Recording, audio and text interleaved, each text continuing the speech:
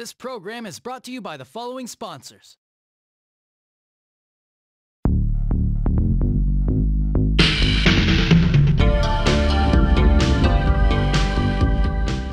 Hey, what is going on, guys? Jay Shy here with another video, and this video is a little different. This is a tag video. I did not know what this was until just recently, where I found out I was tagged in a recent video by Mike, as you all know him as Aerodynamisch.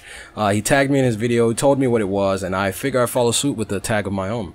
Apparently, you answer these 3 questions or these 4 questions that are in the recent tag video. It's kind of like a chain letter, so almost, but not really. But it was gaming related, so I figured I'd follow suit and add and tag some people that I know that I feel like deserve, some more views.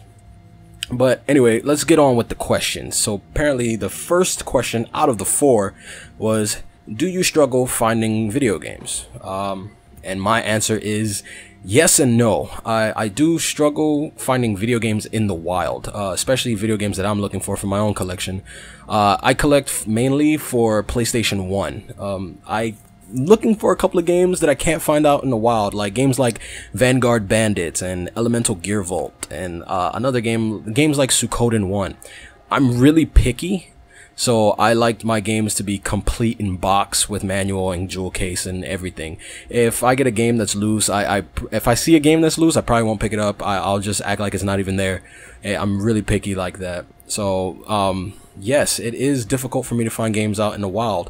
But if I'm looking for it, I can find it online. But a lot of the times they're like overpriced to the point where I'll just be upset about it and not even look at the game. So yes, I do struggle finding games, and no, I don't, because you can find it online or like eBay and stuff like that. Next question is, do you regret trading or selling any of your games? The answer is definitely yes.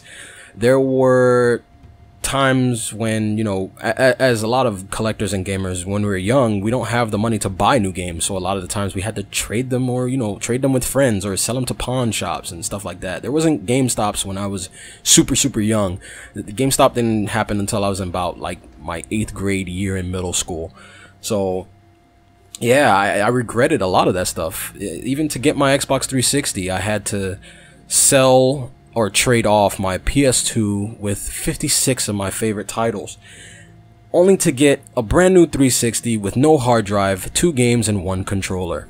I mean, I was pretty upset later on. I was like, I had this whole collection of games and I just traded it off just to start all over again. It sucked. From that moment on, I vowed never to trade or sell any of my games ever again, unless they absolutely suck. Like games like, Destiny or something like that. I traded that for a Vita, and I was glad I made the choice. But yes, I do regret trading a lot of my games, so yeah. Third question is, which game would you replay going in fresh or brand new? This is a kinda not really a toughie. One of my favorite games of all time is on the PS2. It's a game called Freedom Fighters. A lot of people don't know about this game. It was made by the same guys who made Hitman. I mean, this game was great. It had a lot of replay value, in my opinion. It had a lot of ways how you can go about completing missions and doing levels. I just loved the game so much because I always played the game differently. I did missions differently, and the fact that you can build reputation and get more people to join your ranks of these groups of freedom fighters was just so much fun to me. I spent hours playing this game, and if I can go in and play it fresh all over again without knowing anything, it'll probably be that game. And if it's not that game, it'll probably be Legend of Mana, one of those two, I'll have to say. But if I had to pick one, the first one would definitely be Freedom Fighters, most definitely. Number 4, and this is the last question on the list, and it's, which system would you like to be buried with? This one's kind of hard. I never actually thought about this question. Which system would I like to be buried with? It'll probably be the Super Nintendo, or just because I carry it everywhere I go now, probably the Vita. It's either the Super Nintendo or the Vita. Most definitely, to be honest, I really didn't think I was gonna fall in love with the Vita as much as I did. Like, I haven't touched my 3DS in so long. I don't even remember the last time I actually turned it on. I love the Vita, and the Vita would probably be my top choice for, you know, being buried with one of my consoles. It'll probably be the Vita. It's so much fun. So those are the 4 questions. I hope this is a short video. I'm not even sure. I don't even know how much time I'm running on this. But a couple of people that I want to tag, these are YouTubers that I feel do. They have pretty good content, and I feel, in my opinion, that they deserve more traffic. They deserve, more views. The first one on my list is Oricon.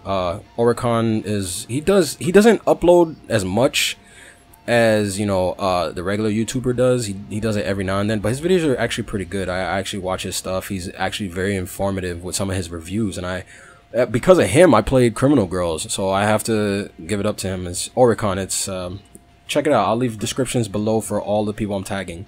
The next one is Cullen Plays. Cullen Plays does some pretty good stuff too. He does playthroughs. He also does reviews on certain video games and stuff like that. He's pretty good. One that I actually came across just recently, just like 2 nights ago, last night, was Simply Okami.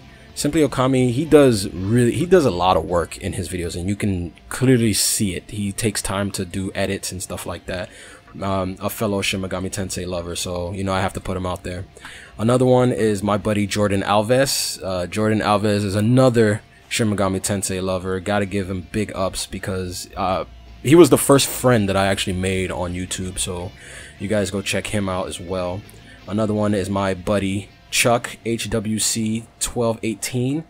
Chuck does some pretty good, they're like information videos, talking about his collection and what he's been doing in his life.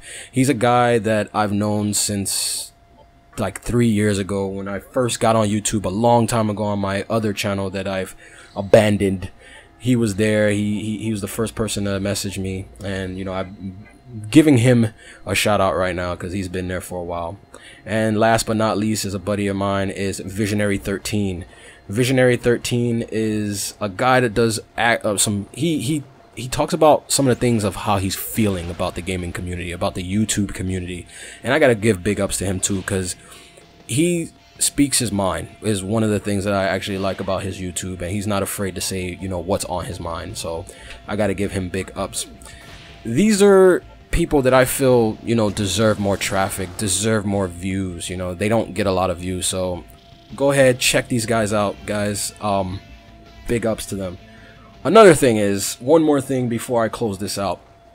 I just recently found out, not too long ago, my girlfriend was the one who told me, I recently reached 100 subscribers, over 100 subscribers. I don't really pay attention to subscribers, I don't pay attention to how much I have. I just kind of listen to what you guys write in the comments, and I message it. And she was like, hey, you have over 100 subscribers, you should probably do a video. So I'm probably gonna do a Q&A video. I guess you guys can ask me questions, and I'll answer them as truthfully. Of course, they can be positive, they can be negative. Sure, I'll answer both of them. But go ahead, guys, send me some questions and answers if you guys are interested in the Q&A. If you're not, hey, I'm fine with that too. But this is the end of the video. I don't want to go on a rambling for too long, so I hope you guys enjoyed this video, and please go check out those guys I tagged in descriptions below, and I will see you guys next time. Peace.